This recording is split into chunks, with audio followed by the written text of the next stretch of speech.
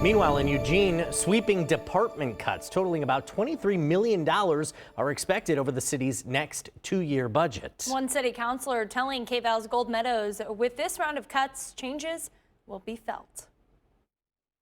Budget cuts are a matter of months away for the city of Eugene, and most city departments will feel the pain.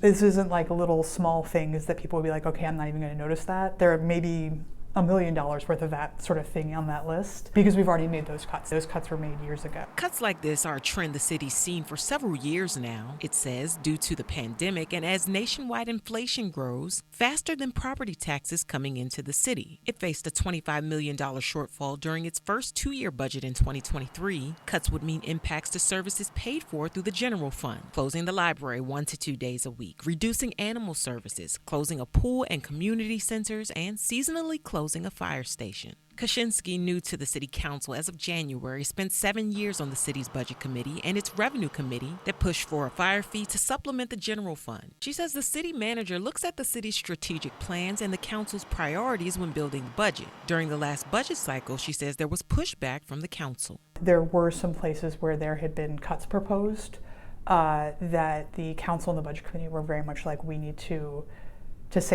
continue to prioritize these services. One of those areas was surrounding animal services. Another was surrounding fire. Police and fire, what stops them from being completely covered?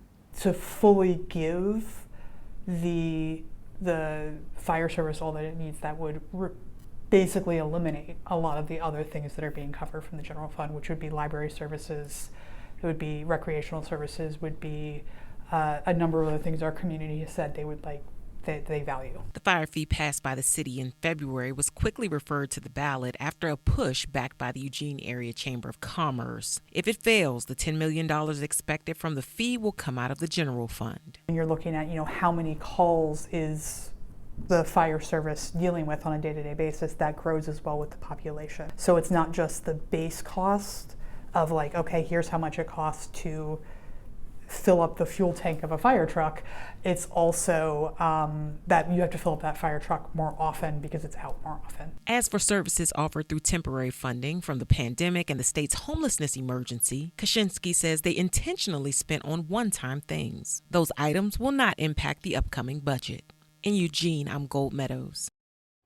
And the upcoming budget will be presented on Wednesday, April 30th. 3 budget committee meetings are scheduled in May to take public comment. Now, Eugene isn't the only city in Oregon facing a substantial budget shortfall. The city of Coquille facing a $10 million shortfall. The state's capital, Salem, facing a $13.8 million shortfall. And Portland, a staggering $93 million deficit. Now, some city leaders attributing the budget issues to existing state tax laws. Of course, in Eugene, the city is hoping a proposed fire fee will help alleviate the problem.